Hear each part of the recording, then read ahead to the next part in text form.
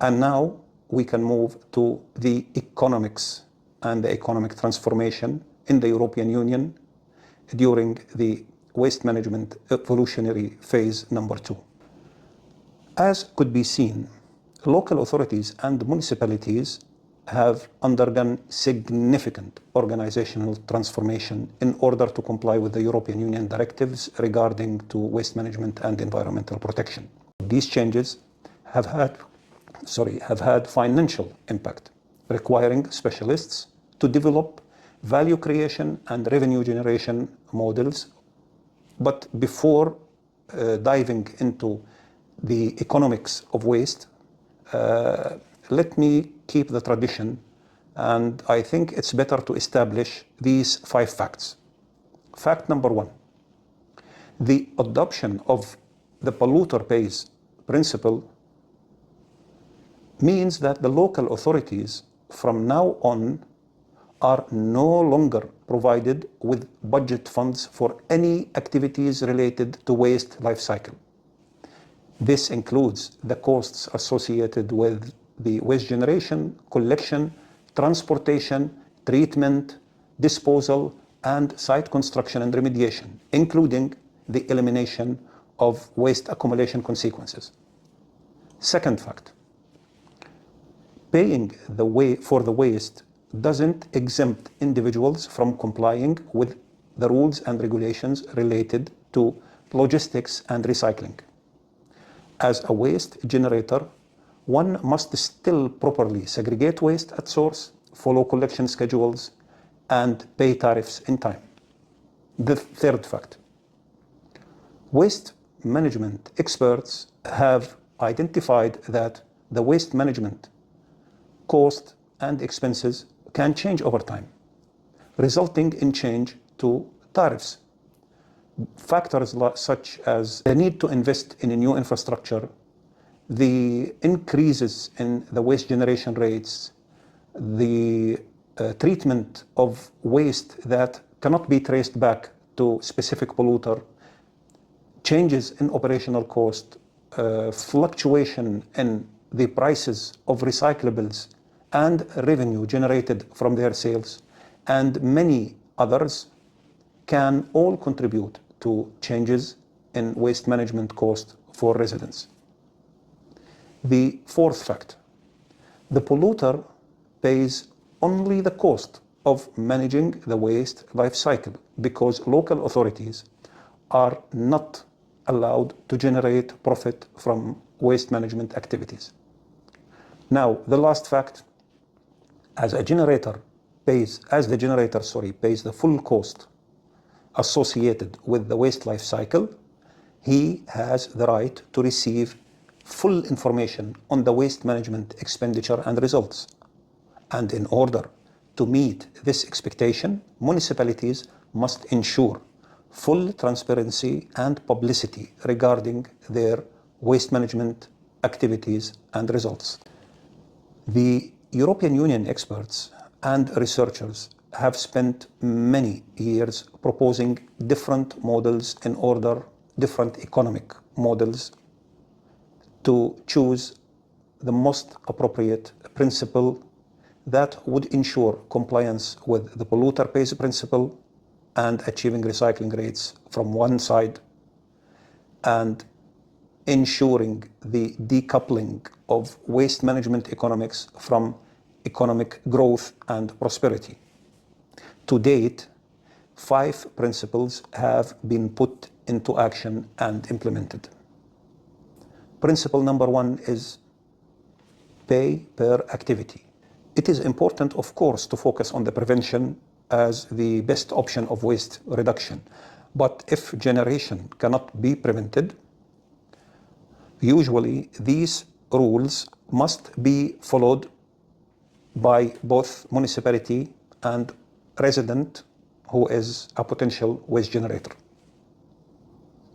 Rule number 1, self-delivering waste to recycling point is done at no or minimum cost. Number 2, if self-delivery is not applicable, then a waste management agreement is signed between the municipality and the waste generator, specifying the number of personalized waste containers and the collection frequency. Number 3, these containers should be ready for collection at the specific point within the set time. Number 4, the weight of the waste containers should not exceed certain limit specified in the agreement. And the failure to meet any or all the above requirements will result into additional charges, such as if the collection worker has to walk longer distance to reach the waste container, if the container is heavier than the weight specified in your contract, if an additional pickup needed outside the collection schedule, or if an extra container is required. Then you are charged extra for each of these variations. The second principle is called pay as you throw. This is more personalized service and considered fairer by most researchers for waste generators. Under this system, you are charged each time you deliver your waste to the recycling center, put out your container for collection, or access your public waste container with the same limitations that we mentioned. In case of the public container, these limitations are typically achieved by either capping the volume of the official marked waste bag or controlling the opening size of the container. The third principle is the differential tariff. This principle aims to create a balanced system where waste generators are rewarded for their efforts in recycling. According to this principle, waste generator pays less or no tariff for recyclables or food waste that is properly segregated.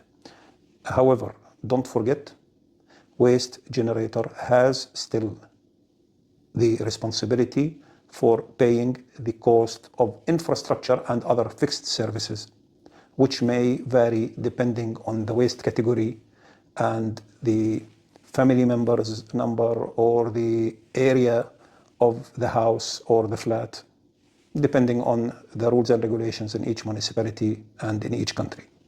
The fourth principle is the fixed tariff. And this is one of the most common principles of tariff formation across the European Union, because many local authorities choose to become fully responsible to calculate and predict the full waste management cost for the upcoming year, then make their math and figure out the share of each waste generator to set a fixed tariff per waste generator or taxpayer based on the same fixed rules, of course, pertaining payment per activity principles. And in this case, you would expect to receive your monthly bill where you have a fixed amount that you need to pay, and optionally another amount for the additional services that you have requested, as we mentioned before. The fifth principle is the collective and personalized tariff. This principle addresses the legitimate concerns that were raised by waste managers in the European Union at the very initial stage of implementing the polluter-pays system.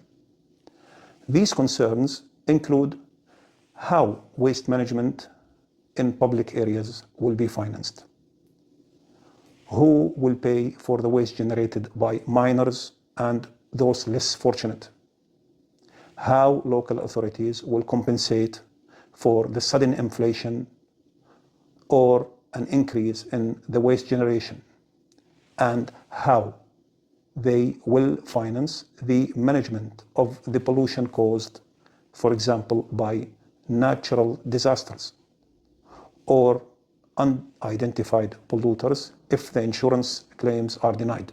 To address these concerns, another commonly used tariff system in the European Union is composed of two components: a fixed tariff for at least 1 year that covers all the aforementioned concerns, and a variable and personalized component based on the quantity and the quality of the waste generated, and of course the actual cost of managing these wastes. The fixed component, as you may assume, is revised based on the result of the previous period to ensure that all costs are covered by the polluter.